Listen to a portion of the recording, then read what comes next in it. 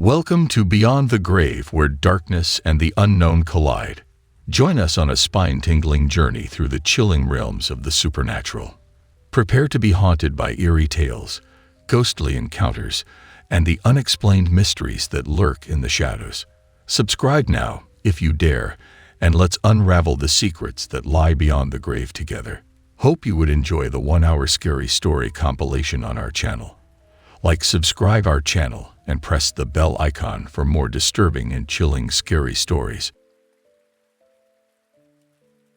I'd always been afraid of the Scorpion River. Ever since I was 8, I'd gone with my aunt, uncle, and older cousin into the wilderness of southern Arizona, where we'd spend 2 nights in their rickety, blue camper.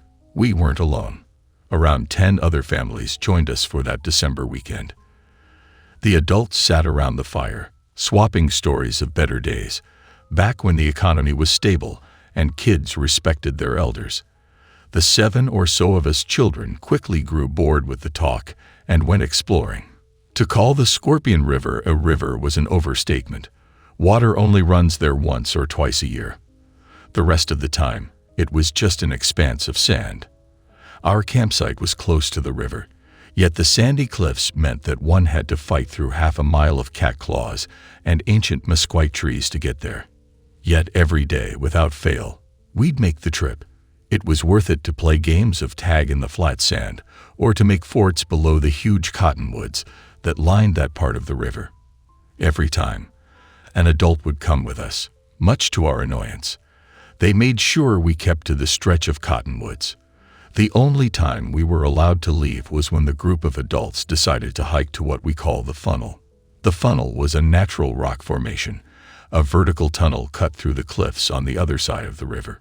It was beautiful, a pipe of smooth, reddish stone that seemed to lead up into the sky itself. It was easily my favorite part of the trip. The only thing I didn't like was getting there. To reach the funnel, we had to pass through what I called Raven Forest. Here, the trees were close together, the bark blackened by some ancient fire. Every time we went through, the screeching of ravens would fill the air. The light played tricks on your eyes, making it seem as if there were figures standing in the shadows. As I grew older, the feeling of unease grew too. I began to hear whispering in the trees, voices always too low to be understood but distinctly unfriendly. I spoke about it to my cousin, Jade, but she dismissed it, telling me it was my imagination. Every year, more and more strange things would happen, explainable but just strange enough to put me on edge. Nothing stayed where we put it. Camper doors would open and close of their own accord. The campfire would sometimes flare without warning. My aunt and uncle once brought their German Shepherd, thinking he would have a fun time running with the kids. For the entire trip, he stayed close to camp, whimpering whenever we attempted to get him to come down to the river with us. As strange as things got, nothing downright out of the ordinary happened. Not until one year, the year Jade, and I turned 18, when my 16-year-old cousin, Mason, decided to come camping with us. He was a tall youth, big for his age, and a football player with something to prove. As there were 3 of us, and we were older now, my aunt and uncle decided we could go out by ourselves. Every chance we got, we went down to the river to explore, no longer hindered by the younger children. Jade and Mason often got annoyed with me, as I always refused to enter Raven Forest. Jade wanted to climb the trees as she was going through a gymnastics phase, while Mason wanted to prove he wasn't afraid of an old, spooky forest. One evening, the 2 couldn't stand it anymore and told me they were going in, whether I came with them or not. I declined, and the 2 disappeared into the woods, leaving me alone at the edge of the river. I sat down on the little cliff and waited as the sun began to sink below the tree line. I gradually became aware of a horrible smell coming from a nearby stand of bushes. I grew curious and went over to investigate. The bushes were low and thorny, forcing me to crawl to get through. I crawled on hands and knees over the uneven ground, finally stopping when my fingers touched something soft. I took out my phone flashlight and shone it on the ground. Instantly, I was moving backward. ignoring the thorns that tore at my hair.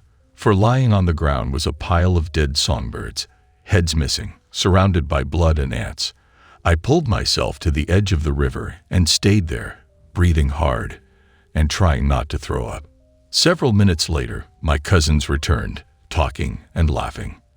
They stopped when they saw me sitting on the cold ground, shivering. "What happened?" Jade asked. I numbly pointed towards the stand of trees. The two of them went over to look, returning a moment later with gray faces. "What would do that?" I asked. "Some kind of predator," Jade suggested. "You know, like a fox, a coyote, something." "Why would it just pile them up like that? There must be 50 of them, all lined up in a circle like this." "Let's leave," Mason interrupted. "It's almost dark." We started towards the other side of the river, walking at first, then running. "I really think we're overreacting," Jade said when we reached the other side, and paused to catch our breath. "There must be some logical explanation. Maybe they just happened to be there and weren't arranged like it seemed." "Did any of us look very hard?" "The heads were missing," Mason said. "Explain that." "They might have rotted away." The longer we talked, the more reasonable the birds seemed. After around 10 minutes of proposing theories, we were calm.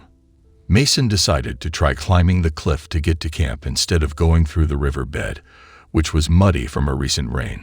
He'd just gotten a new pair of red Converse and didn't want them ruined. Jade and I, knowing how many thorn bushes were between us and camp, decided to go down the river before going up the cliff. We split up. Once we were about halfway up the path, we heard rustling in the bushes. Thinking it was a deer, we ignored it and continued. Jade stopped to tie her shoe. "We should go up to the funnel," she said, bending down. "By ourselves?" I asked, scared yet a little excited. "Yeah, that'd be." I stopped. Behind her, in the thorn bushes, was a dark figure. It was hunched and humanoid, though in the growing darkness it was hard to make out details. I glanced at Jade, and when I looked back, it was gone. "What is it?" Jade asked. I pointed. There was something there. It was probably Mason. She stood up. "Hey, Mason, get out here and stop trying to scare us." "Aw, come on," he called. I was relieved until he stepped out of the woods on the other side of the trail. There was no way he could have moved that fast and that quietly. I tried to explain what I'd seen to the two of them, but they just laughed it off. We spent the night around the campfire, listening to my uncle play guitar. That night, nothing strange happened, and we all awoke early, eager to go on our trip. We left just after the sun rose over the cliffs. In the daylight, the forest was decidedly less creepy. We went around half a mile down the river before climbing the cliff. This was the first time we'd done it alone, but we were confident we knew the way. At first, everything went pretty well. We found a little trail and started towards the cliff ahead. But pretty soon, I began to notice that this part of the forest wasn't familiar. The trees were even closer together than usual, and even though the sun was by now high in the sky, it seemed dark. Then the coyotes began howling. Though I knew they weren't dangerous to humans, it was still eerie hearing them in the distance. "Maybe we should go back," I suggested. "Nah," Jade said.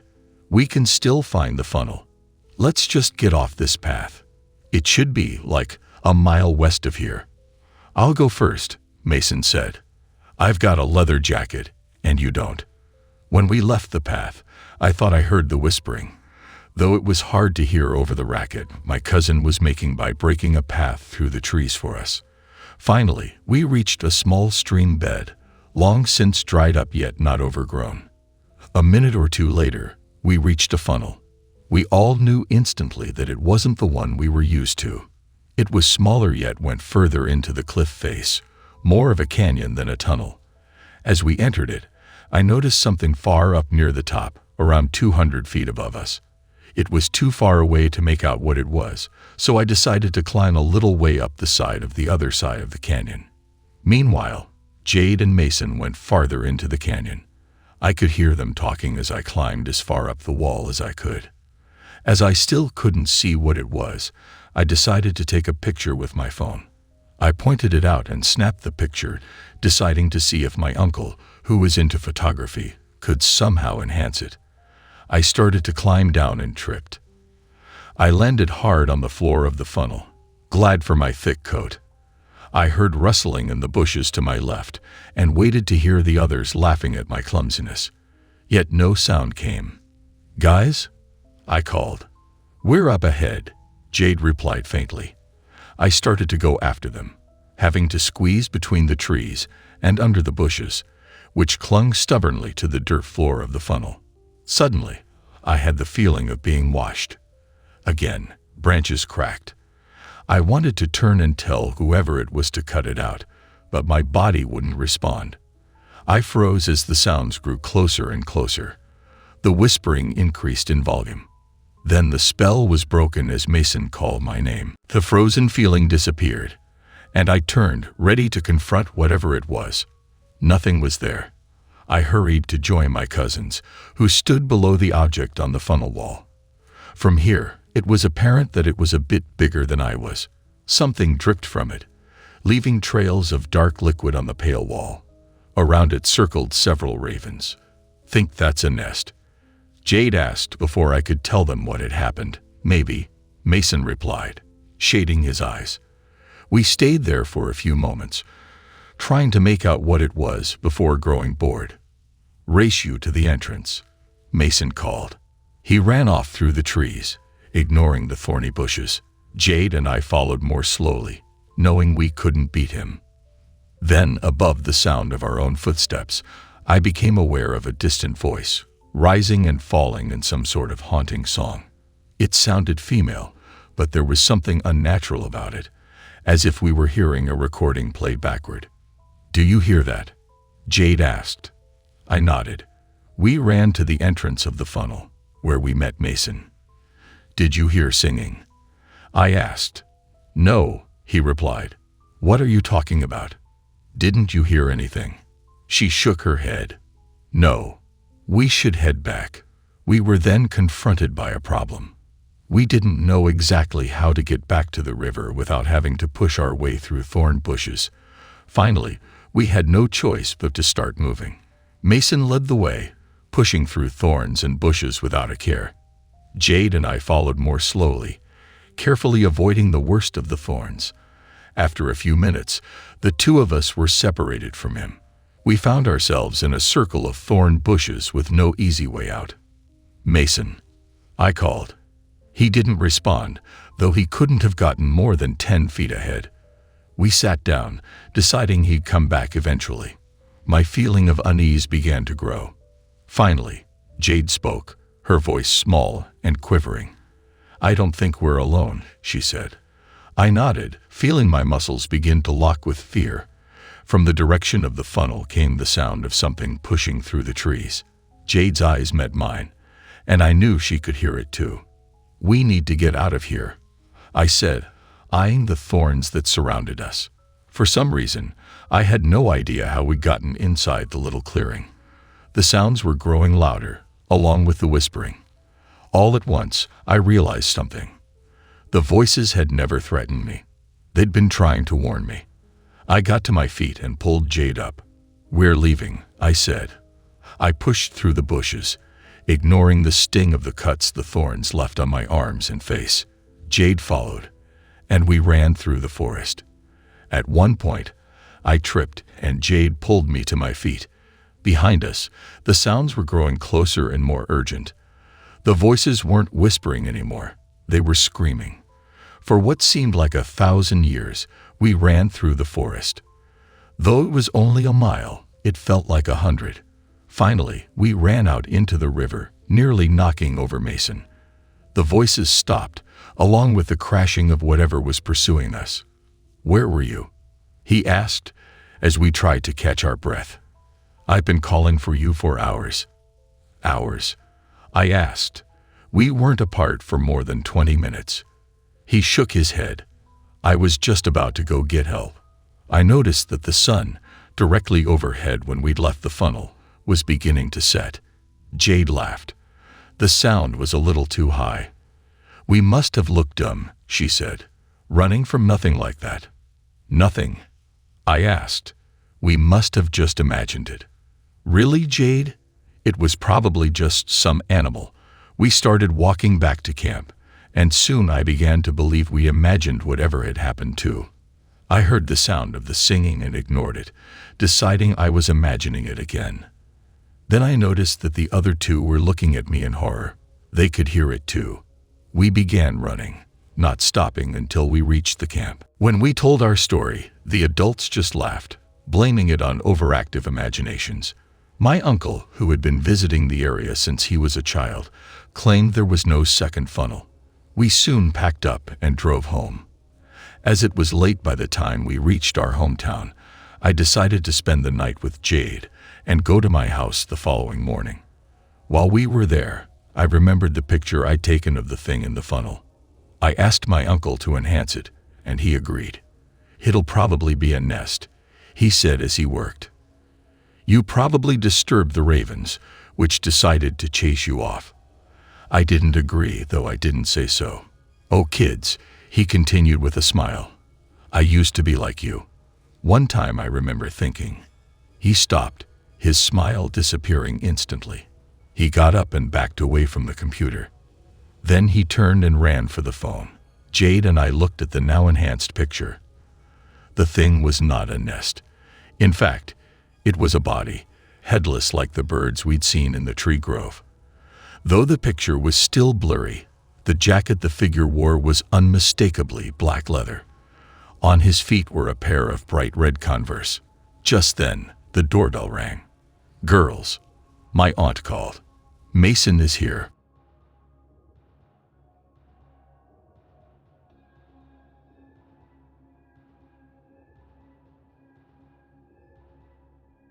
Everything, all of this chaos and madness, all began with the black fog. It was just an ordinary day when the news reported a strange phenomenon. A wispy black cloud of fog steadily making its way toward the west coast of the country from over the ocean. Nobody really cared at first, as you'd expect. It wasn't hurting anyone, except maybe the sailors and planes flying over the ocean. But life for everyone else continued as normal. Whenever the news would talk about what we now know as the black fog, people would nod, show mild interest, say something like, "Oh yeah, that's interesting," and be done with it. Until the black fog hit the west coast. Cities on the seaside were the first to be hit and covered with the black fog.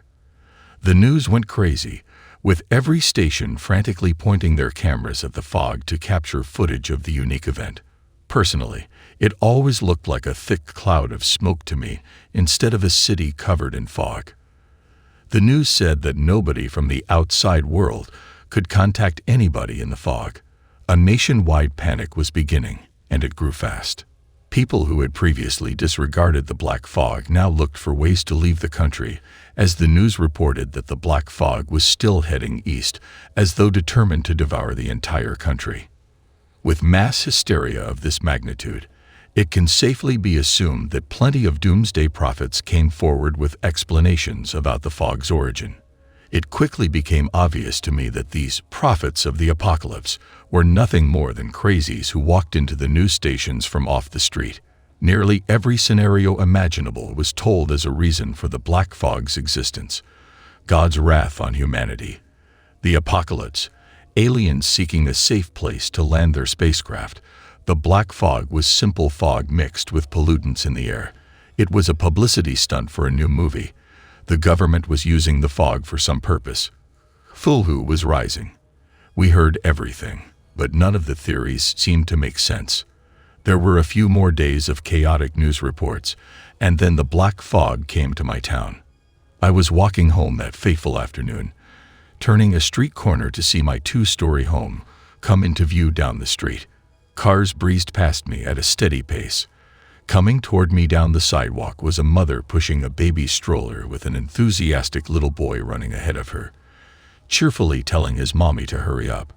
The grass was bright green in the warm summer atmosphere, and there were only a few white clouds in the sky to distract from the wild blue sky above. A red car, its sides splattered with thick mud, raced past me. The bright yellow orb in the sky beamed down on the world, covering us in sunlight. If there's anything I remember from that day, it's the colors. Suddenly, out of nowhere, a dark giant stood up over the horizon and loomed over the city, blotting out the sun. Cars stopped in the middle of the road, leading other cars to crash into them. People began to scream. Some hysterical woman wailed, "It's here." As I looked up at the black fog blotting out the sky, it swept over the city quickly, shrouding me in a cave of blackness. I stumbled through the fog, unable to even see my own hands in front of me. The world around me looked as though it were covered in smoke, but I could breathe in it normally. I heard people screaming. The sound was frightfully clear. There was the screeching of tires as cars stopped, and the crunching of metal as other cars crashed into each other. In my mind, I could picture the street as it had been before the fog hit. My house was a few yards down the street. If I could find my way inside, I could wait for the fog to clear and see if it would disappear and leave the city. I began walking toward my house uneasily, still hearing people cry out for help. It was as though I had become blind. I took my steps with care and tripped over a blunt object when I was halfway across the street. I climbed to my feet, my sense of direction disoriented. How close to my house was I? I just gave it my best guess and made my way forward. I had to walk around a parked car, and after tripping over the curb and falling onto the sidewalk on the other side of the road, my shoes felt grass beneath them. I wasn't entirely sure if it was my yard. I worked my way to the front door of the house and sighed in relief when I realized it was mine. I hurried inside, quickly closing the door behind me. The fog hadn't gotten into my house, which I was thankful for. Only a little of it got in when I opened the door, but I could still see. The windows displayed nothing but black. It was as though I was standing in my house at night, a starless, moonless night. I sat down, took a few deep breaths to calm myself, turned on the TV, and began to watch the news. If anything was being done about the black fog, surely they would have reported it. The news anchors were calm, but to my dismay, they had nothing to report. They said the black fog was perfectly natural and explainable. They said that the entire nation was being covered at an unbelievably quick rate, and the president had been evacuated for his own safety. I changed the channel right there, cutting off a blonde newswoman mid-sentence. On the new channel, they weren't calling the fog natural. They weren't talking about the president. They weren't pretending this wasn't a national emergency. Instead, they were panicking. People who looked like normal civilians ran around the station in a frenzy while the camera's view rested on a guy sitting behind the news desk, sitting in the middle of all the chaos. He stammered as he spoke, trying somehow to maintain order. There were no reports of rescues from any seaside city, nor did the black fog show any sign of receding, the guy was saying. As I watched, he managed to stop one of the frightened civilians and ask him to say a few things for the camera. "Hi, my name is Adam," Adam began, breathing heavily. "That shit out there is crazy, man, like it ain't fog. It's something else." Adam wiped his sweaty forehead and cleared his throat. "We heard rumors that you can see in the black fog if you have a flashlight or fire. We sent a guy out into the fog with one of those big flashlights. He hasn't come back yet." I remained in my living room, in complete disbelief that this was happening. I barely registered anything the news said, not that it said much. The only thing they could talk about was the black fog, and because nobody knew anything about it, there wasn't much to say. I couldn't tell if it was day or night outside, so I tried to sleep according to the clocks in my house. I slept on the hardwood floor in the living room, too weary and afraid to climb upstairs to my bedroom. When I woke up, I immediately turned the TV on again. Inside the news station, there were sleeping people mixed with people standing off camera who were in rapid discussion about what to do. It was as though they had forgotten the camera was on. I decided to wait and see if they were going to give any piece of news that was worthwhile, and I went into the kitchen to fix myself something to eat. Fortunately, I had made a trip to the grocery store the day before it all started. Despite this, my appetite still wavered when I looked at the food. The black fog didn't feel real to me, almost like some kind of demented nightmare, but it still hurt to think about. I returned to the living room without eating anything, sat down on the couch, and stared at the TV. After staring at the screen and listening to the people in the news station talk for an hour, I groaned. Survival was boring. I turned my head to the living room window and examined it from where I sat curiously. I think Adam had said something about being able to see in the black fog when I jumped off the couch and stumbled over to the hall closet.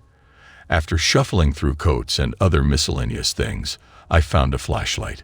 Clicking it on, I sighed in relief when a bright beam of light shot out, the first light I'd seen since it all started. I pointed the flashlight toward the living room window and froze when I saw a face outside. There was a man standing outside the window with his thin nose barely touching the glass. His face was horrible, yet I couldn't look away. The skin hung loosely on him, making him look like an old man. He had long silver hair on his head, a few strands of which were dangling limply over his face, but also huge bald patches. The worst part about the man was that he was smiling at me. He had a wide, toothy grin, but his eyes had black irises and white pupils. Near the bottom of the window, I could see that he was wearing a torn-up white shirt, but his smile hypnotized me. His eyes burned into mine. There was no color to the man at all. Even the thin cuts on the sides of his face were inky black. He was nearly completely unmoving, only moving the slightest bit as he breathed. The light from the flashlight didn't seem to affect him at all. I moved closer to the window and rapped my fist on the glass, but the colorless man only stared. I turned the flashlight off, and the man disappeared in the fog. I turned the light back on, and he was visible again. Adam was right. It was possible to see in the black fog with a flashlight. I was intrigued by the colorless man, but also very frightened. How long had he been outside my window? A shiver ran down my back when I realized that he could have been watching me sleep. I was unnerved by his endless staring and amused smile. As much as I wanted to watch the news in the living room, I instead found excuses to stay out. I found myself looking through the same pantry in my kitchen for almost half an hour. Soon after, I found myself sitting alone in a chair in my upstairs room, quietly thinking about when the fog would lift. But I couldn't stay out of the living room forever, and I eventually went back. The first thing I did was flash the light at the window to see if the colorless man was still there. He was, and he didn't seem to have moved at all since I first realized he was there. Unsettled, I turned off the flashlight to conserve the batteries, but also so I wouldn't have to look at him, made myself comfortable on the couch, and turned my attention to the news where Adam was talking. "Things in the black fog are everywhere," he was saying, "because the fog is probably covering the whole world by now. Stay vigilant. A miracle has to happen soon." It seemed that I wasn't the only one who had detected the presence of the things in the fog. Adam delivered reports of mutilated bodies found in the streets with their eyes in their mouths and their teeth in their eye sockets. More of the news station survivors chimed in behind him with more information and told of strange thumps outside safe shelters where people were holed up, waiting for it to end. There was no denying it. Something unnatural was in the black fog, maybe something beyond the colorless man outside my window. I decided to sleep upstairs in my bedroom that night. I shined the flashlight at the window before trudging upstairs to see if the colorless man had left. He was still there, only his eyes had moved to follow me. Once I had gotten upstairs, I placed the flashlight under my pillow, kneeled next to my bed, and did something that I hadn't done for a long, long time. I prayed. That night, I dreamed that the light had returned to the world. Families walked down sidewalks, and children shouted to each other as they played. The grass was a dark green, and the sky burned blue. The wind was crisp, gently caressing my cheek as it passed by. I looked around in wonder and then noticed somebody standing behind me.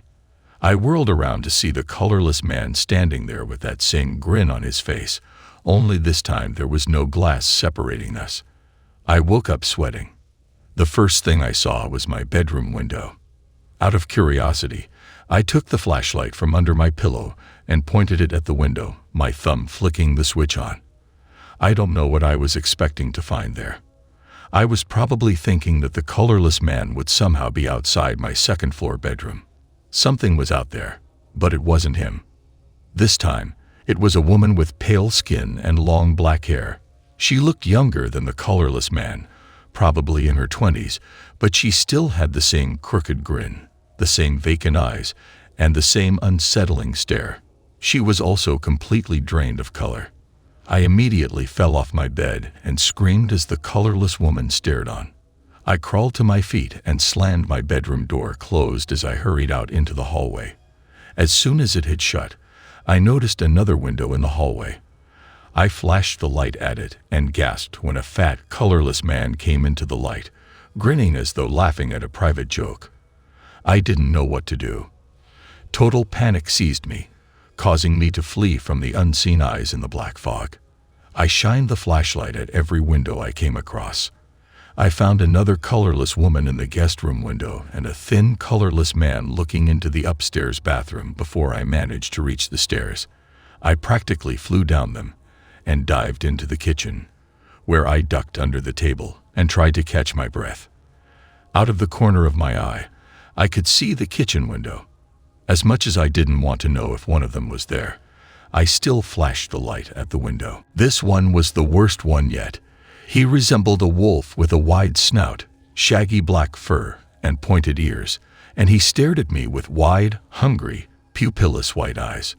For a crazy moment, I thought it must have been a wolf's skull or mask, but then a thick dog tongue slid out of his mouth and licked his chops as he continued to gaze at me. I realized there was a colorless person at every window in my house.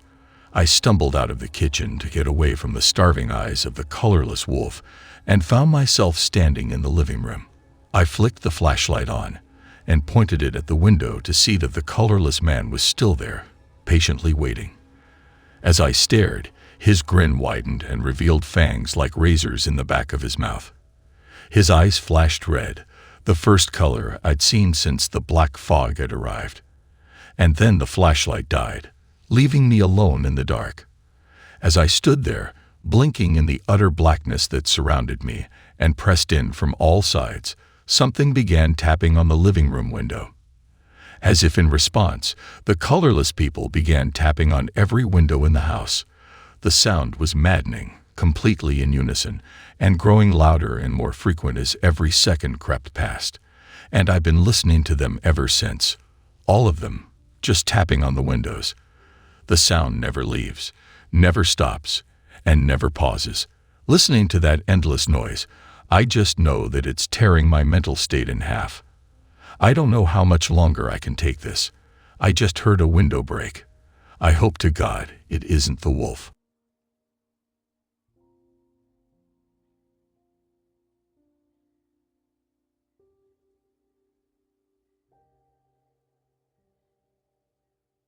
We got to the hotel late.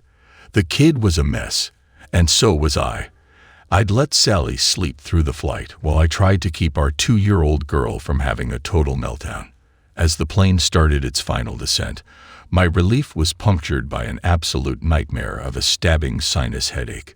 Something to do with the change in pressure, I guess. And that's when Amy started screaming. So by the time we got to the hotel, I needed a drink, and Sally, bless her, knew that. We passed by the hotel lounge, and she suggested that I duck in for a nightcap while she put Amy to sleep. I did not argue. I sat down at the bar and ordered a double rum and coke. At first, it was just me, the bartender, and some guy in a business suit.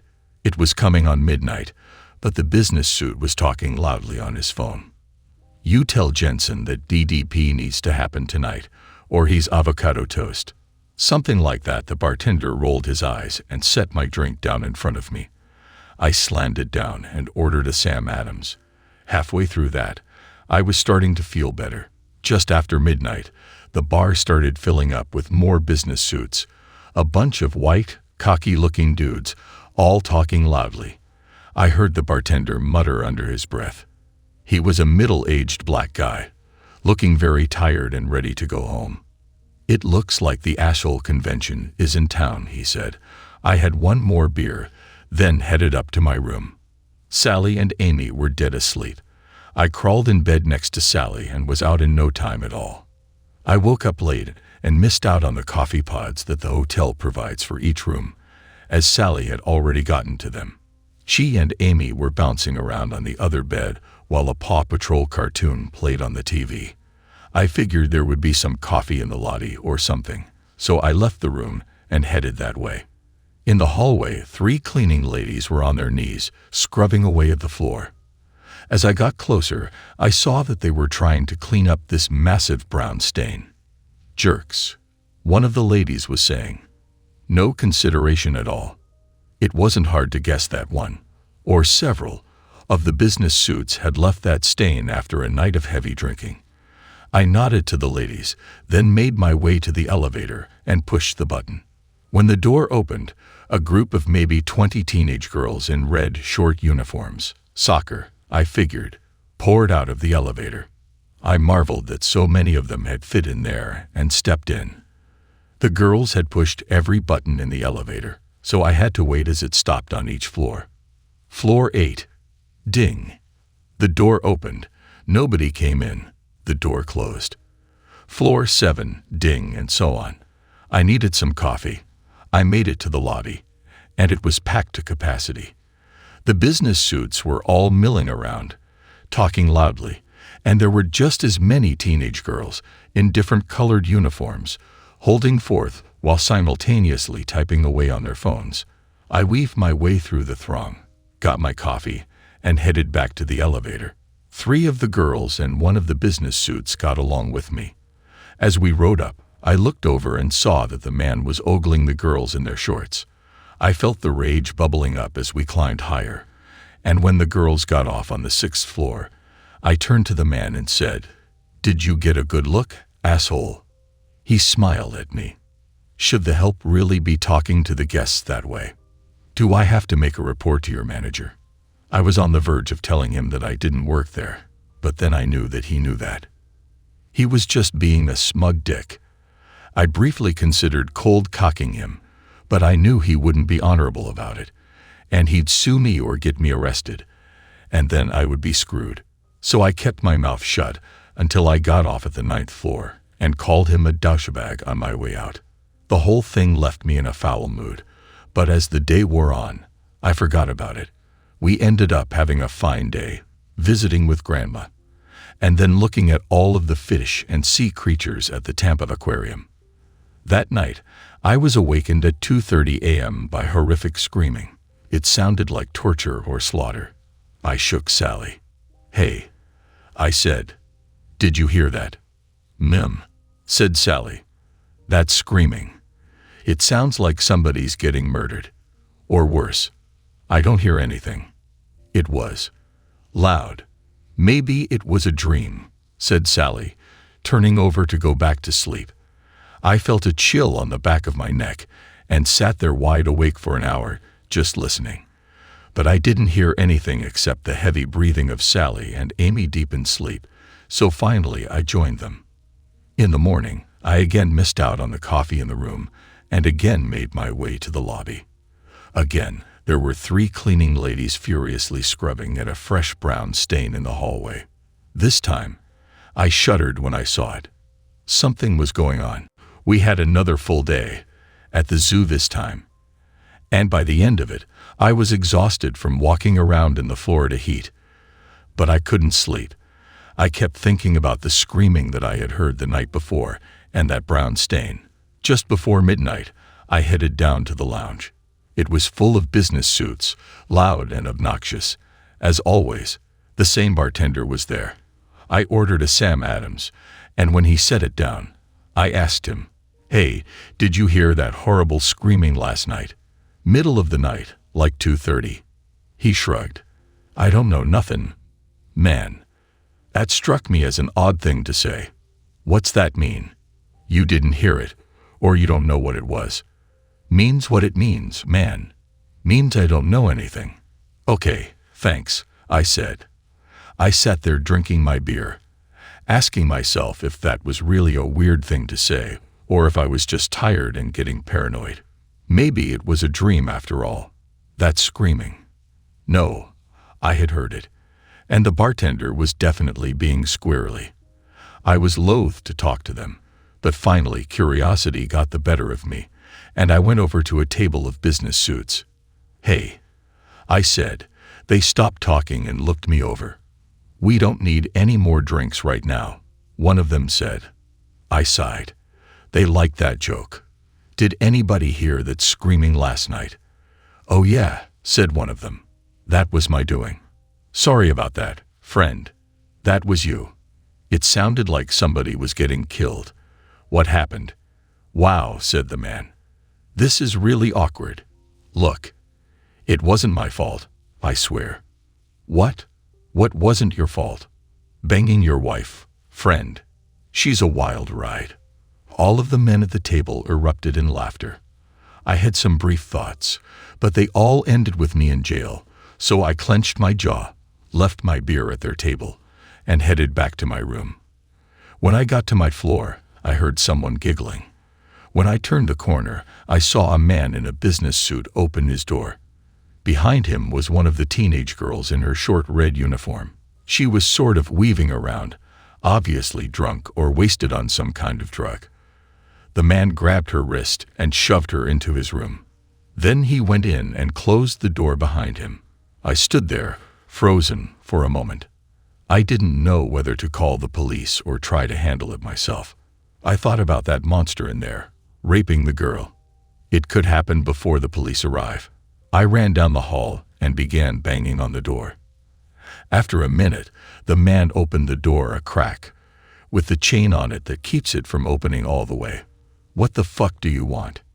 He said. The girl, I said. What girl? Open the door, I said. Listen, asshole, he said. Go back to your room and sleep it off, or I'm calling the cops. You're calling the cops? I said. No. I'm calling the cops unless you open that fucking door. He slammed it closed. I dialed 911.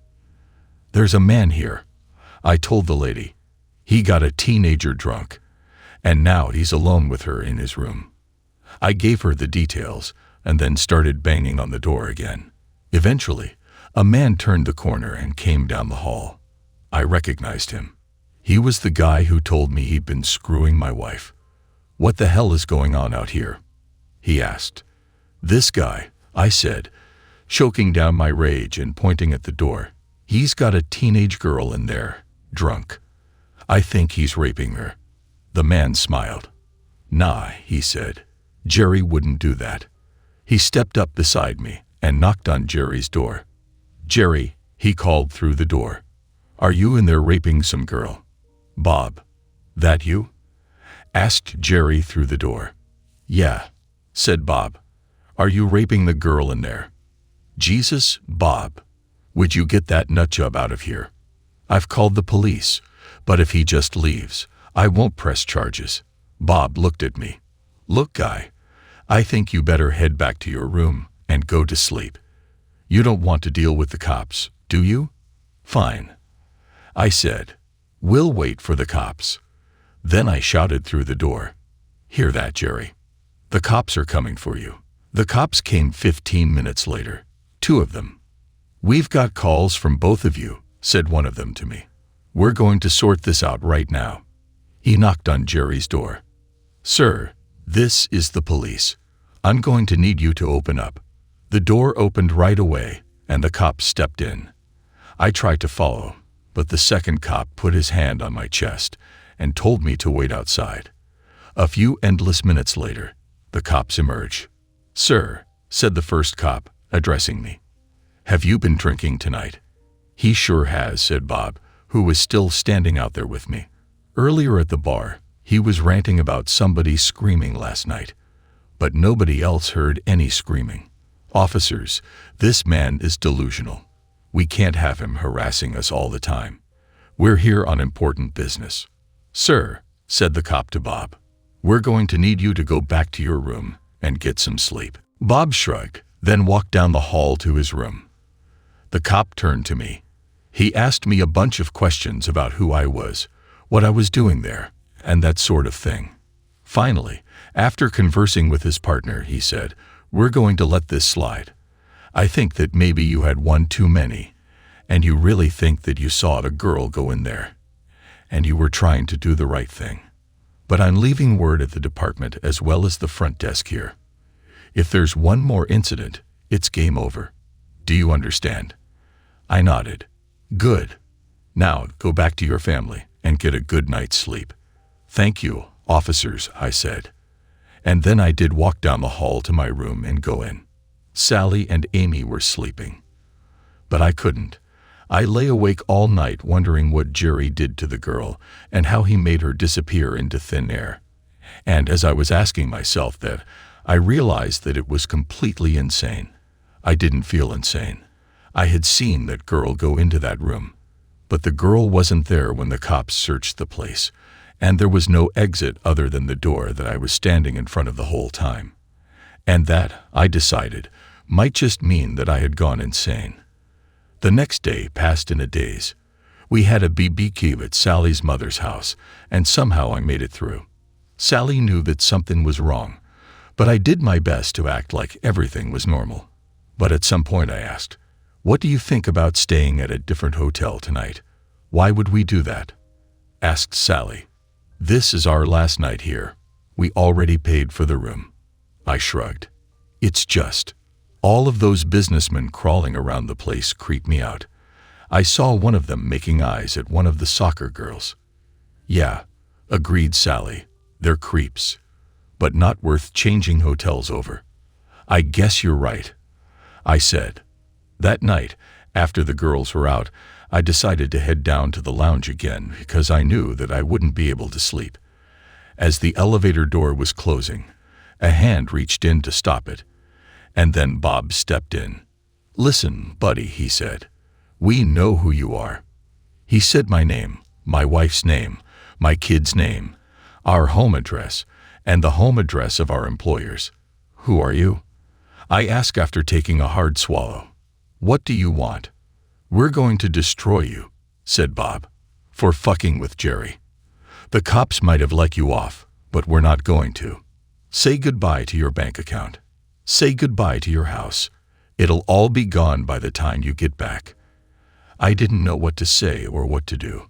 I just stood there, my mind whirling. The elevator dinged its way down, and Bob got off on the ground floor, but I didn't. I rode back to the 9th floor and stood in front of my door for a long time thinking I had to protect myself and my family. But how? I had no idea who I was dealing with. Could they really do that? Wipe out my bank account and all of that? I didn't think so, but I didn't know.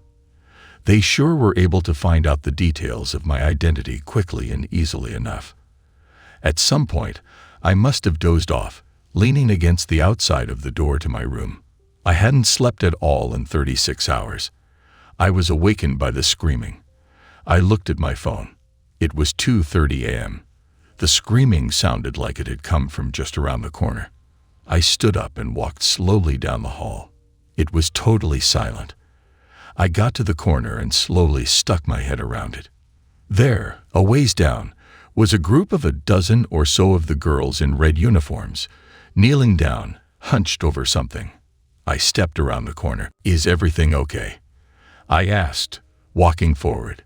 In unison, the girls snapped their heads around to look at me. I recognized one as the girl who had been led into Jerry's room, but she and all of them looked different now. Their eyes were glowing red, and they had something in their mouths. As I got closer, I saw what it was. They were chewing on human intestines. With my eyes, I followed the intestines down to the bodies, and there, lying quite dead, were Bob and Jerry, with twisted expressions of absolute horror etched into their faces. The girls grinned at me around the intestines. Each one had a smear of blood on her forehead, painted into a symbol. It was a circle with 3 slashes running diagonally through it. I vomited there in the hallway. The girls turned back to the bodies. I turned around and walked to the door of my room, opened it, got into bed next to my wife, and fell immediately into a deep sleep, my mind having been shut down completely. In the morning, I was up early enough to get a cup of coffee in the room. We packed our things, checked under the beds one last time, and then headed out into the hallway. We turned the corner, and there were 3 cleaning ladies on their knees, scrubbing away at a large brown stain. Absolute slobs. One of the ladies was muttering. I nodded to them as we walked to the elevator. "Can I push the button?" asked Amy. "Sure thing, kiddo," I said. Amy pushed the button. The elevator came, and we rode down to the lobby. Everyone was checking out. The businessmen, the teenage girls, and us. I saw that same girl there, the one who had disappeared in Jerry's room, suitcase in one hand, phone in the other. She looked up from her phone for a brief moment and smiled. It felt like she was looking at me, but I couldn't be sure. We checked out and headed home.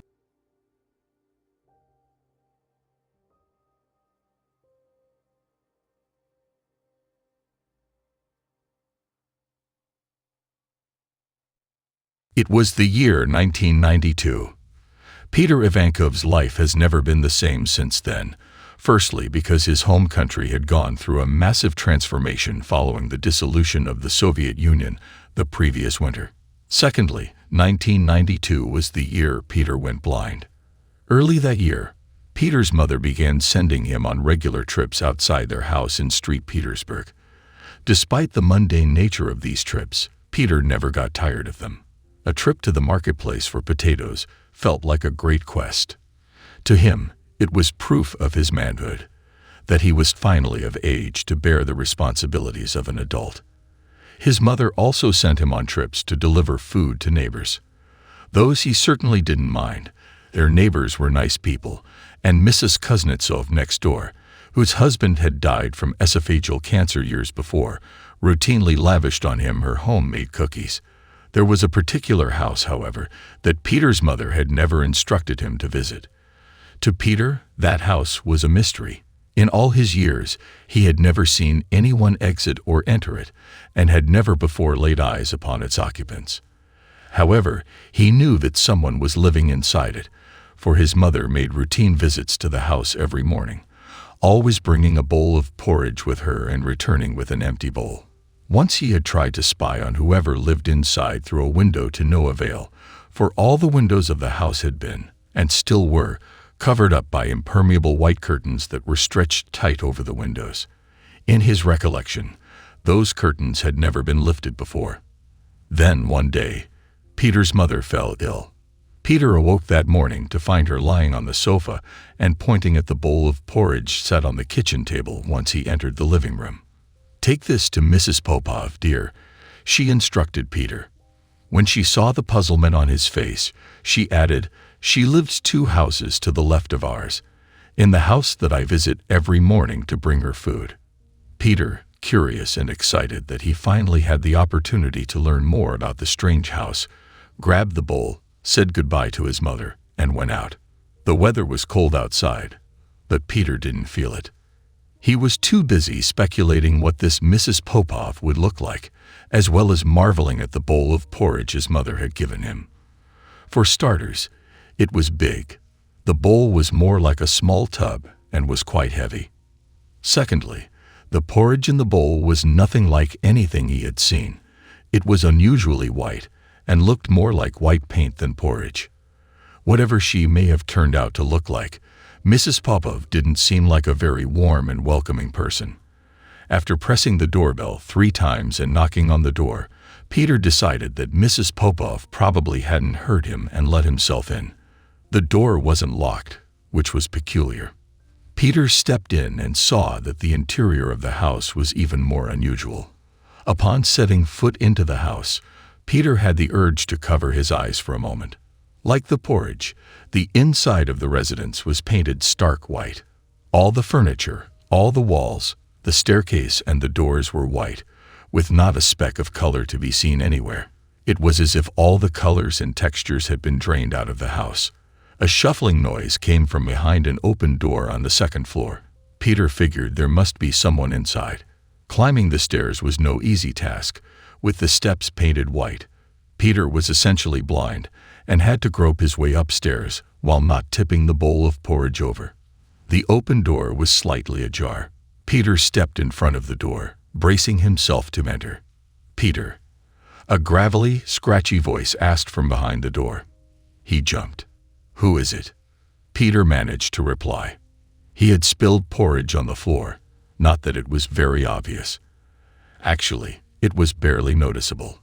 The floorboards had also been painted white. "It's me, Mrs. Popov," the voice answered. "I believe you have my food. Come in, dear. There's nothing to be scared of. You and I are safe in this house. He who must not be named cannot harm you in here." Peter had no idea what the voice was talking about. Nonetheless, he obeyed and walked in with the bowl of porridge clutched between his perspiring hands. Like the rest of the house, everything inside the room was painted white as snow. Not a speck of color could be seen. In a corner of the room sat a shriveled old woman, facing the bleached wall. Her stature was small and skeletal, and a strong, sweet, and sickly smell seemed to emanate from her. She was wearing a dress that, queerly enough, was also stark white. The dress was not the only article of clothing on her. The white gloves on her hands, and the white bandages that wrapped up every inch of her body save her face, made her practically invisible against the white background of the walls. It was as if there was nothing but her dismembered head floating in the air. "I've brought your food, Mrs. Popov," Peter said, holding forth the bowl. "That's wonderful, dear," the floating head replied. "Please move closer so I can take it." Peter moved forward a step. Mrs. Popov, without turning around, grabbed the bowl with two bandaged hands from behind. Holding the bowl in front of her, she began to slurp noisily. Peter stood still, observing the skeletal old woman eat. She was awfully scrawny for her age, and her hair was just as white as everything else in the house. "Tell me, Peter," the old woman said, still busy slurping up porridge from the bowl. "How is the weather outside?" "It is rather cold and windy, I guess." "It is good to know," Mrs. Popov said. "I have not been outside in a long time. Your mother keeps me informed of whatever is going on outside. Is it true that the Soviet Union is no more?" "It is true," Peter replied. "Don't you read the news, Mrs. Popov?"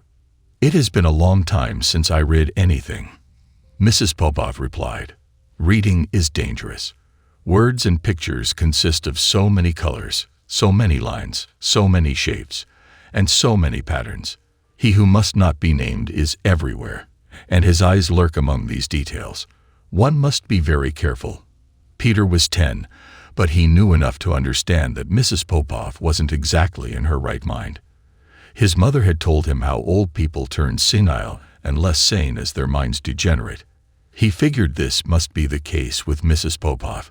"I must seem quite unusual to you," Mrs. Popov said, startling Peter. It was as if she had read his mind. "I seem quite unusual to a lot of people. I understand why.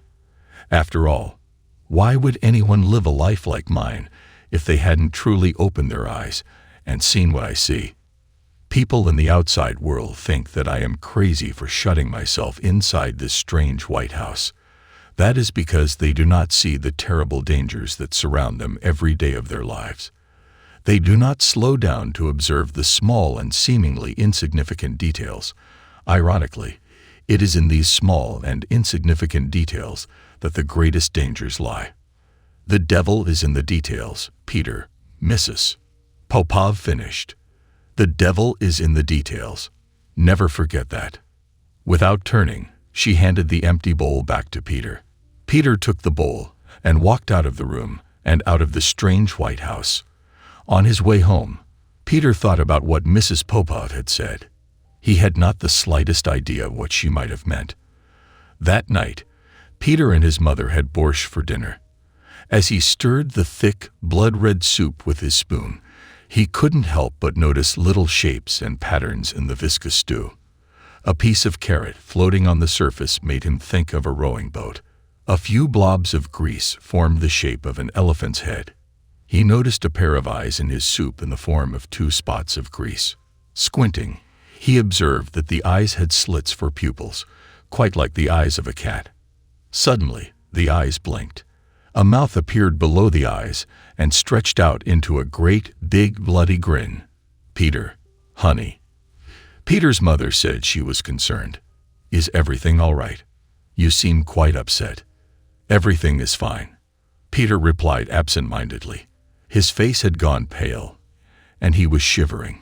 He forced himself to look away from the bowl of soup. His gaze fell on the tablecloth instead. The threads that composed the tablecloth had been sewn in a crisscross pattern. All these lines and all these patterns create vivid imaginary shapes in the minds of children. Peter's eyes focused on the cloth for a moment, and the eyes from the soup reappeared. The grin materialized once again. This time, Peter saw that the grin had razor-sharp teeth. "I need to use the bathroom," Peter said. Without waiting for a reply, he bolted upstairs and ran into the upstairs bathroom. The walls of the bathroom were covered in marble tiles. The gray specks among the white parts of the marble formed shapes and patterns without form. Peter caught a glimpse of one of the four walls. The face had returned, and this time the mouth was no longer grinning and had transformed into a great big gaping hole. Peter saw with horror that the razor-sharp teeth were not only present on the gums. Layer after layer of needle-like teeth covered the entire mouth cavity and stretched into the creature's throat and into its esophagus. The mouth of the creature on the wall got bigger and bigger, and its terrible cat-like eyes were somehow grinning. Screaming, Peter lunged for a pair of scissors lying near the washing basin. He knew, with a certainty that allowed no doubt, that if he could not stop seeing the creature on the wall, that terrible mouth would expand and devour him. He knew there was only one thing he could do.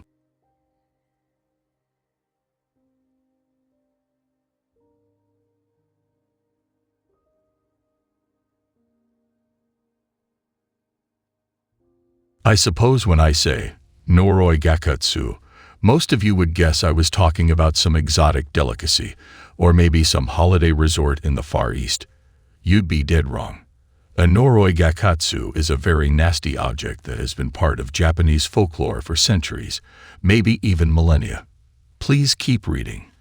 I know that folklore, especially folklore from a completely foreign culture, bores a lot of people to snores. I can assure you, I'm no fan either. But please believe me when I say that it's essential that you read this and understand what Noroi Gakutsu are and how they work. As best it can be translated, Noroi Gakutsu means devil's jaws in English. According to Japanese tradition, a Noroi Gakutsu is made of two thin boards of wood, one upon the other, that are bound together on one side with either a strip of leather or a length of twine, so that the boards can be opened and closed like a book or a set of jaws. A certain spell is then written on the boards to give the object its dark powers. Basically, so long as they knew the magic words, anybody could make one from household objects. Noroi Gakutsu were used to striking a bargain with something they called Kofuko Onikaun, which I'm told means he who pays for his food with good luck. Don't be fooled, though. Even though the name might sound benevolent, Kofuko Onikaun was regarded as a cruel, evil creature and was greatly feared. He was believed to have sway over the forces of luck, and a person could request him to turn a near-certain failure in their future into a glorious victory by writing what they wanted on a piece of rice paper and placing it inside a Noroi Gakutsu. But there was also a catch. Kofuko Onikaun would only honor the request if you nominated your payment for his services on the top of the message, and the only payment he would accept was the life of someone you held dear. It had to be someone you truly cared for, though not necessarily a family member. It could also have been a close friend. If you named someone you didn't care for or even someone you actually wanted to die, somehow the Kofuko Onikaun would know, and the wish wouldn't be granted. But if the Kofuko Onikaun approved of the nominated payment, then the person who made the wish would be blessed with the best possible luck in whatever matter they'd asked the Kofuko Onikaun to help them with. After that, the nominated victim would mysteriously disappear, almost entirely without a trace. The worst part of the story is that after it had claimed its price, the Kofuko Oni-kan would leave a souvenir outside the front door of the person who made the wish. Sometimes it was the victim's bloody clothing or some other personal effect, but more often than not, it was part of the victim's remains. Some people believe that it did this to traumatize the person who had made the wish and remind them of the terrible fate they placed upon their loved one. Others apparently think that it was more like the Kofuko Oni-kan leaving a receipt behind for the person who made the wish, acknowledging that it had received its payment and that their business was concluded. Either way, making the Noroi Gakatsu and striking a bargain with Kofuko Oni-kan were forbidden practices in Japan, punishable by death. So once the deal was done, the person who had committed the crime would usually destroy all the evidence, the Noroi Gakatsu, and whatever traces of the victim had been left upon their doorstep. Even if you are into old monster legends, I'm sure you're probably just reading this and thinking that it's just some old superstitious hokum.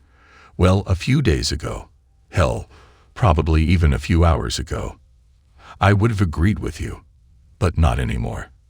I can't tell you too much about who I am or how I know what I know. What I can tell you is that I have connections to the missing person turned homicide investigation of a teenage boy somewhere in the Midwest.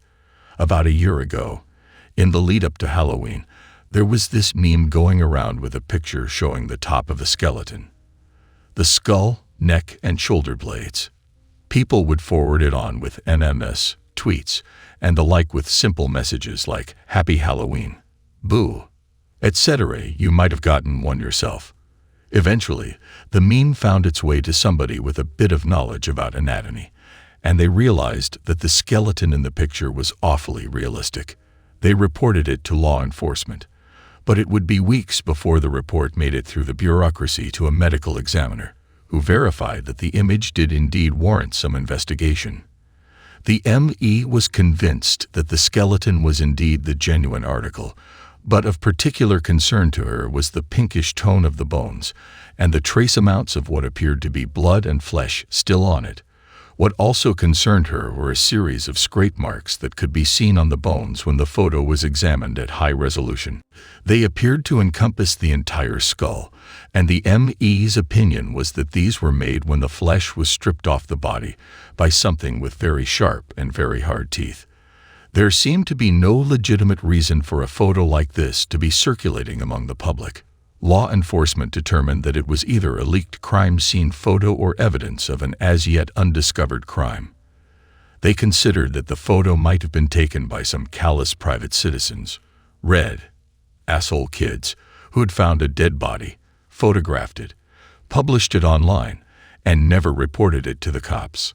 Even more disturbing was the possibility that the photo was published by the psycho who had done this and wanted the world to admire his handiwork. The trouble was that we had only one photo to go on, which made it really hard to determine whether or not the photo was even related to an active or solved case. The EXIF data, the data buried within the JPEG file that details where the photo had come from, what camera had taken it, when it had been taken, etc., had all been wiped clean, which isn't hard to do if you know what you're doing. All we had to go on was the photo itself. I won't bore you with the technical details, but suffice to say that the computer forensics techs made a thorough sweep of the National Crime Scene Photo Database and determined that the photo didn't pertain to any case in the digital archives. Several other analyses were run on the photo, but the one that paid off was the facial reconstruction simulation, a piece of software that scans the photo of the skull and determines what the guy would have looked like when he was still alive.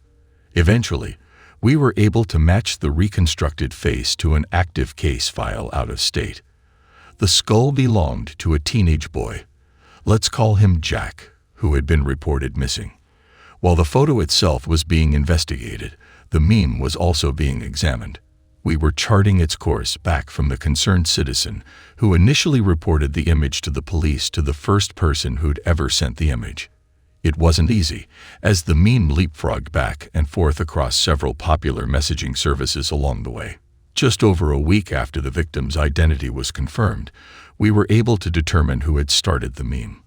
We'll call her Jill. What was of immediate interest to law enforcement was that Jill's name was already on record in Jack's case file. She was apparently a school friend of his and one of the last people to see him alive. A warrant was issued for Jill's cell phone, and she was brought in for questioning. The phone was thoroughly analyzed, and an MMS was recovered containing the skeleton photo. But while the phone had a definite record of receiving the message, it was later discovered that Jill's service provider had no record of ever transmitting it to her. Another weird thing was that the sender ID for the MMS didn't contain any numbers. It contained only Unicode Japanese kanji characters. This is technically impossible. The way the system is set up, the phone should only be able to log a series of numeric digits into the sender ID field. The characters in the sender ID spelled out Anatano Shitok. This isn't someone's name. The text translated it and discovered that it roughly means your employee or your business partner. Under interrogation, Jill recalled receiving the MMS. She said that the message kind of creeped her out, especially because it came from an unknown sender, which is what the messaging software told her because it wasn't able to interpret the invalid sender ID. But because it was close to Halloween, she assumed that one of her friends sent it as a seasonal thing, and so she forwarded the cool, creepy photo on, starting the meme. According to the MMS's timestamp, she received it only a few hours after Jack was last seen. But Jill claimed she never linked the message to Jack's disappearance in her mind, because, at the time she received the MS, she didn't even know Jack was missing. The detectives grilled Jill for over 3 hours, but when she began to get really upset, her father ended the interview. And without harder evidence, the detectives couldn't hold her, the tech who analyzed the phone. Well, let's just say that he's very thorough at his job, and he didn't give up on the mystery of how this phone could have received an impossible MMS that its service provider had no record of ever sending. He dug deep into its software, looking for an explanation. Eventually, he came upon a curious anomaly embedded in the phone's firmware. More Unicode Japanese characters, this time a long block of them. The firmware is supposed to be just universal machine code that tells the phone how to work. Japanese text or text in any human language, for that matter, doesn't belong there. But as intriguing as this discovery was, it still didn't explain the impossible MMS. At least, that's what we thought at the time. You see, the Japanese text was garbage data, which means it was worked into the firmware in such a way that it had no actual effect on how it worked. It was on the phone, but it wasn't doing anything. By this point, I was involved in the investigation.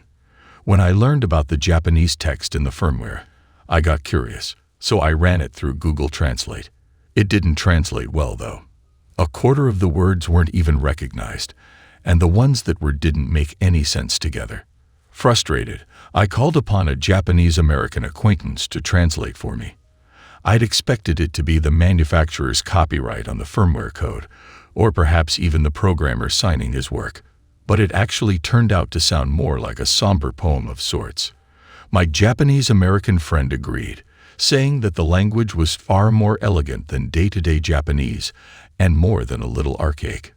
Seeking answers, we called up the phone manufacturer's development lab in Japan. We eventually got through to the manager of the team that developed the phone software, and with my friend acting as translator, we asked him about the mysterious text in the firmware and also if he had any explanation as to how a Japanese phrase could be recorded as the sender ID for an MMSO on one of their phones. He very politely denied knowing anything about either of these matters and assured me that any garbage data in the firmware was of no consequence. Still wanting answers to at least one of the mysteries, I phoned a professor of Japanese literature at Tokyo University to see if he could recognize the verse in the firmware. Before my colleague could finish reciting the verse, the professor cut him off. He recognized it. All right. Despite the language barrier between us, I could hear the discomfort in the man's voice as he explained that the verse was the incantation written upon Noroi Gakkatsu to give them their dark powers. It was at this point that my colleague explained the Noroi Gakkatsu legend of his culture to me. He knew the story well. He just had never heard the actual incantation used to create one until now. While this was all quite educational, it really didn't get us anywhere in terms of the investigation. But I kept thinking about the problem of the MS, and eventually I had this crazy thought. The fact that Jill had received a photo of Jack's remains was eerily similar to the part of the Noroi Gakkatsu legend where the monster would leave behind some proof of his victim's death. I suppose, just for fun, I skimmed through the rest of the case notes to see if there were any other parallels between the murder and the Japanese legend. I'd almost wish I hadn't. When I read through Jill's original witness statement, the one taken when police were just investigating Jack's disappearance as a missing persons case, she remarked that she remembered the last day she saw him clearly because it was the same day her history teacher had returned a test that she'd surprisingly aced, even though she'd thought she was sure to flunk it. My stomach sank when I read that statement. I was quite familiar with the contents of Jill's phone, and I remembered reading about this history test before. About 3 days before Jack's disappearance, Jill had typed a text message into her phone. "I need to pass this history test." Jack's name was marked at the top of the message as the intended recipient. The similarities between the old stories I'd been hearing and the murder were suddenly as clear as day.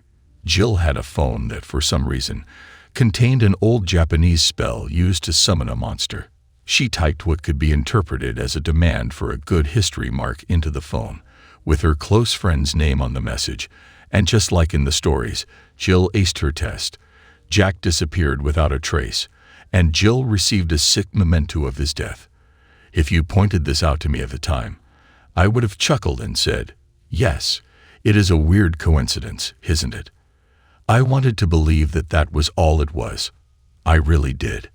But deep down, in that hidden, doubting Thomas part, we all have that doesn't completely trust modern rationality to be our salvation. I was frightened. Then, a couple of days ago, which was about a week after I'd called the phone manufacturer, I received a package in the mail. There was no return address, but the postmark was from Osaka, Japan. Inside were a heap of papers. On top of the stack was a cover letter explaining what the package contained. It was written in bad English, although I was able to get the gist of what it was saying. The sender didn't identify themselves, but it's clear that they must work for the manufacturer of Jill's phone, and that they were aware that I'd been asking questions about the hidden text in the firmware. My informant was part of the development of the phone series that Jill's phone belonged to, and he or she had an explanation for how the Noroi Gakkatsu incantation had gotten into the phone's firmware. There was a guy on the development team who was smart, but a real emo loner. Not the shy kind of loner, the crazed gunman in the making kind. People would try to be friendly and reach out to him, and he'd stare daggers at them. For whatever reasons, the guy had issues. Shortly before the phone series went into production, the guy hung himself. My informant believes that before he died, the guy implanted the hazardous spell into the phones as his ultimate "screw you" to the world. Within a few months of the phone's release, somehow the company's executives got wind that there was a problem with them, receiving disturbing MNS that the phones seemed to be generating themselves. The company began to investigate the problem quietly, secretly querying all their active phones remotely. They found scores of incidents where a phone had a record of an incoming MMS from Anatano Shitok, your business partner, containing a single JPEG file. Most people who had received these messages had subsequently deleted them.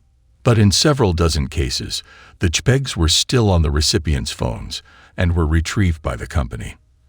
An upgraded version of the firmware, with the incantation removed, was developed but ultimately never implemented because it was discovered that the phones kept rejecting it. The guy who put the incantation into the firmware had also rigged it so that it would never allow itself to be overwritten. 2 months before Jack's disappearance, the company abruptly terminated their investigation. By this time, they were aware of nearly 800 instances of MMS being received from Anatano Shitok. An unspoken agreement was made that the problem was unsolvable and that their best course of action was to simply turn a blind eye. Everyone involved in the informal investigation was forced to sign a non-disclosure agreement. Orders were issued to destroy all the records, but my anonymous contact managed to keep copies of most of them, which he or she has sent to me. It's taking me a while to get through the documents he or she sent me, as most of them are written in Japanese, but luckily their list of the phones that received an Anatano Shitok message was written in regular digits. I ran all the American numbers on that list through our database, and all of them, every single one, belonged to somebody who was questioned in relation to a missing person case that began within days of them receiving that message. But that's not the worst of it. The worst of it is that my contact also sent me printouts of all the JPEGs they could salvage that turned up during the manufacturer's investigation. They are all just like the photo of Jack's remains that began this entire case, a realistic skeleton grinning into the camera, covered in the scrape marks left by whatever sharp-toothed nightmare stripped them of all their flesh. I don't have access to the advanced software that synthesized an accurate face for Jack's skull. At least, not the kind of access that allows me to use it without answering a lot of difficult questions first. But I scanned the photos and overlaid them with Photoshop on the case photos of the missing person associated with their recipient. I admit I'm no expert, but as far as I can tell, every one of those skulls fits perfectly inside the face of one of those missing people. I can't tell you the name of the manufacturer involved or the name of the phone series.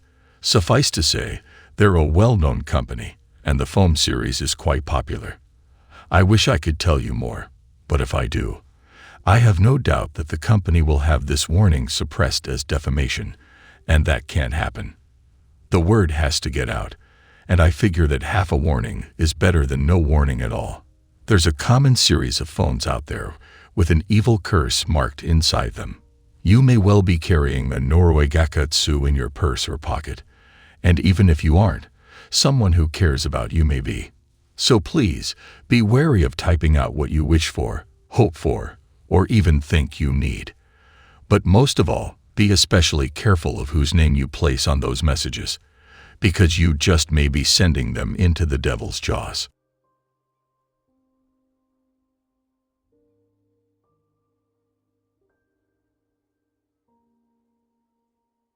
I was always close to my uncle, even if I was too young to truly know or understand him. He was a military man for the whole time I knew him, and usually told the most batshit crazy stories you could imagine, but they were never exaggerated or made up. He was in Desert Storm and came back, telling us about all the things that were over there. We were positive he was making up the part about the camel spiders, but the Britannica set my grandparents had bought proved it to be true. He talked about how big they were, how fast they were, and how skin-crawlingly ugly and nightmarish they appeared. He also made sure to mention he'd only really seen them twice. I heard of a few other things, but nothing like the Liko. That's the one that haunts me to this day.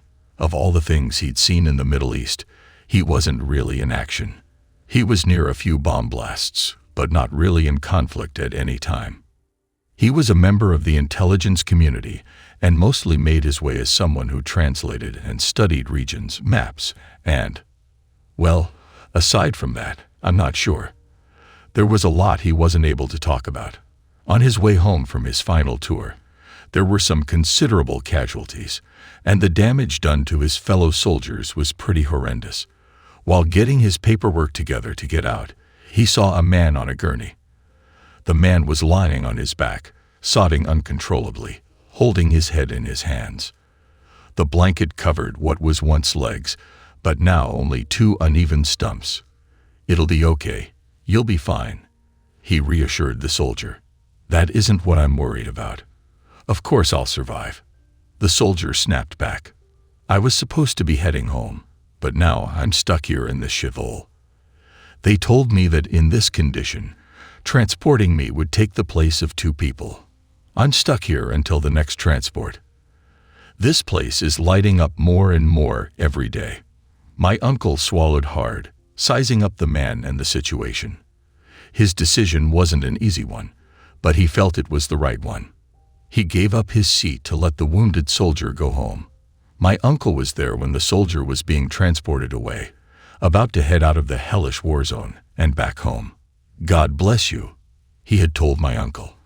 I suppose God was too busy. He was prepared to stay there in place of the wounded soldier, but he was admittedly relieved when he was told he wouldn't need to stay behind. Instead, he was to be moved to Poland. His charity had at least gotten him away from the desert. His new job was to brief those incoming soldiers as to what they were about to walk into and get the new intelligence members up to speed. A minor detour on an otherwise smooth sailing trip home. Too bad no good deed goes unpunished. The Polish base was typical but rundown. It hadn't seen much use since World War II, and the locals were timid. He made sure to note that they weren't nervous and uncertain about the soldiers. Quite the opposite.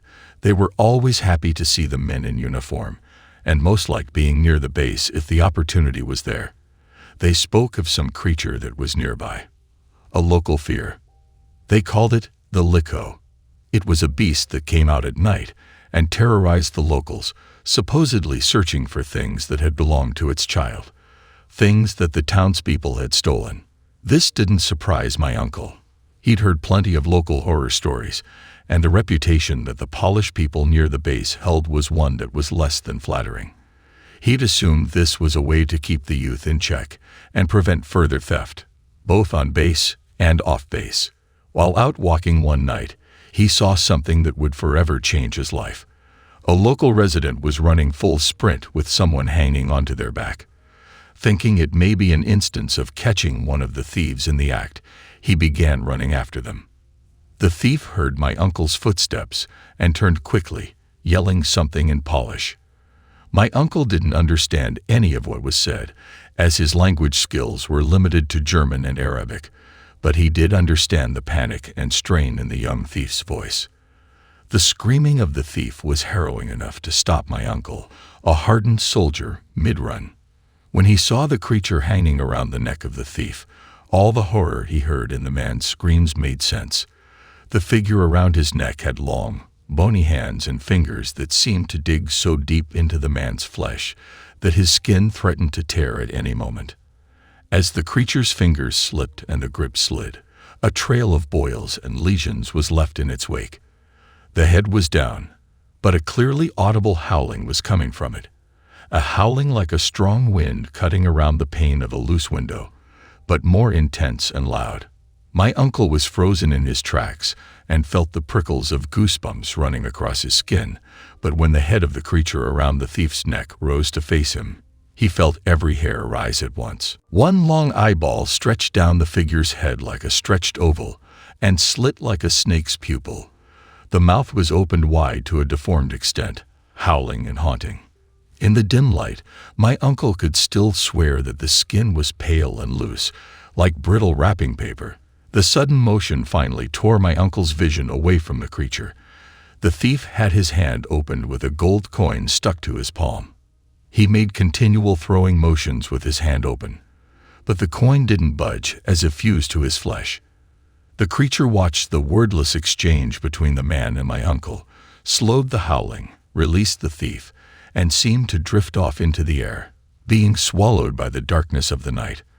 My uncle was still reeling from the impossible horror he'd just seen when the thief ran to him, still speaking Polish, not quite yelling anymore, but speaking rapidly and frothing at the mouth. He took my uncle's hand and began rubbing his hand, the one with the coin, against my uncle's palm, still speaking wildly and nodding, tears streaming and a forced smile. He began to understand, but as he was about to take the coin, the creature, the Liko, appeared again as suddenly as it had disappeared. It clenched the thief's head and let one demon wail and screech out into the air. It was deafening.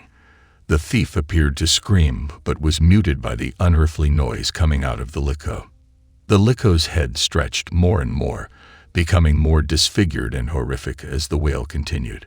Finally, the thief's eyes rolled back into his head, and the coin fell into my uncle's hand. The lifeless body of the thief fell back, Someone threw the lico, and to the ground, motionless. The creature stood in silence and stared at my uncle, not so much at him as through him. He wasn't sure how long he stood and stared before the shock wore off enough to let his body run. And run he did, back to the base, back to MP, harder and faster than he thought possible. The MP building wasn't far from where this had just happened, but in his horror and desperate run, he still felt as though his muscles were pumping napalm. The MPs saw that he looked as though he were in serious danger and quickly rushed to his side to support him, while others ran to the door to see what he was running from. "Where the hell have you been? Didn't you hear that?" He finally managed to choke out. But they didn't. The night had been silent and normal. Somehow, the deafening screams, the yelling, none of it had been heard by another soul. "What's that in your hand?" "It looks like an old American coin," one of the MPs mentioned. My uncle finally looked down into his hand and saw the coin he'd found. An American $5 gold coin. He shook his head quickly and told them of the body he'd found. The dead Polish man. The body was there, but the autopsy revealed it was nothing more than a blood clot in the brain. He'd sworn himself to never telling anyone what he'd seen for fear that they'd think he was crazy. He was always pretty level-headed, in my eyes. Granted, I didn't know him for long. He died when I was young. He drowned. It was unusual considering he was always in great shape and was an excellent swimmer, but people drown, I suppose. In his will, he left us all different things, including a nice jewelry box for my grandmother. She died recently after living a full, long life. While cleaning up and dividing her things, I ended up with her jewelry box. I thought it might be worth a few bucks. There was a hidden compartment at the bottom of it, though covered in felt. It had an old, worn-looking gold coin. I thought it was great at first and kept it, but then I noticed how loud the wind has been at night lately. I'm not a superstitious guy, but I had this nagging dread when I'd look at it. I kept hearing my uncle's story again and again. So I sold that damned coin to one of those recycle your gold places. They told me it would be for other things. Boiled down and used with other metals to make gold earrings, class rings, even part of the gold flecks on some video game cartridges. Anything they can make a profit on. Really, they only need a little gold to mix with other metals to get that gold-like appearance. I made my cut, and they'll make theirs. And that was that, but the wind hasn't stopped howling, and I think I saw a reflection of a cat's eye out my window last night.